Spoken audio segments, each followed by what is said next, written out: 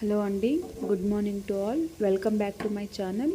ఈరోజు మనము ఒక సింపుల్ పద్ధతిలో మునగాకు ఫ్రై ఎలా చేసుకోవాలో చూద్దాము. చాలా సింపుల్గా ఒక 10 మినిట్స్లో అయిపోతుందండి ఇది.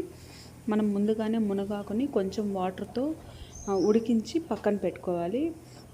ఫ్రై కోసము కొంచెం ఆయిల్, పోపు దినుసులు, సరిపడా ఉప్పు, తెల్లగడ్డలు, ఎర్రగడ్డలు, ఎండుమిరపకాయలు, ఇంతేనండి, ఇంకేం అవసరం లేదు. ప్యాన్ వేడెక్కిన తర్వాత ఆయిల్ వేసుకుందాం. ఫస్ట్ ఆయిల్ బాగా వేడైన తర్వాత పోపు దినుసులు వేసుకోవాలి.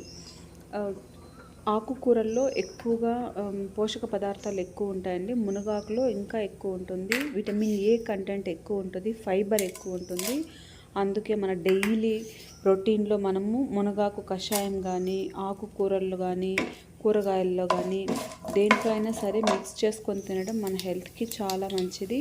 సో మీరు కూడా ఏదో ఒక రూపంలో ఆకుకూరల్ని తినేటట్టు చూసుకోండి.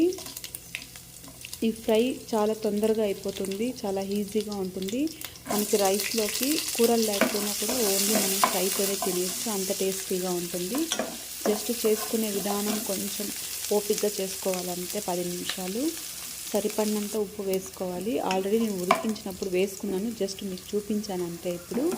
సో ఇవంతా పోపు దినుసులంతా ఫ్రై అయిన తర్వాత ముందే ఉడికించి పక్కన పెట్టుకున్న మునగాకును వేసి ఫ్రై చేసుకోవడం అంతే. లాస్ట్లో పల్లి పౌడరు, నువ్వుల పౌడర్ని ముందుగానే పొడి చేసి రెడీగా పెట్టుకోండి. మీకు ఏ పొడి ఉంటే ఆ పొడి వేసుకోవచ్చు, ఏ పొడి వేసుకున్నా బాగుంటుంది. అందరూ ఎక్కువగా పల్లి పౌడరే వేసుకుంటారు. దాంట్లో మనం ఇంకొంచెం కాల్షియం యాడ్ అవ్వడానికి నువ్వుల పొడి యాడ్ చేస్తామన్నమాట. నా ఛానల్లోని వీడియోస్ కనుక మీకు నచ్చినట్లయితే నా ఛానల్ని సబ్స్క్రైబ్ చేసుకొని నన్ను ఎంకరేజ్ చేయండి. ఇలాంటి వీడియోస్ని చాలా పెడుతూ ఉంటాను, వాచ్ చేస్తూ ఉండండి.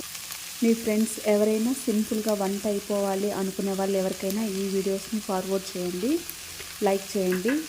మనం వేసుకున్న పౌడరు ఎంత కావాలో క్వాంటిటీ తక్కువ ఎక్కువ అనేం లేదండి. మీరు ఎంత తినగలిగితే అంత ఎక్కువ కూడా వేసుకోవచ్చు. ఈ పౌడర్ ఫ్రెష్గా చేసుకుంటేనే బాగుంటుందండి. Thank you so much. Bye.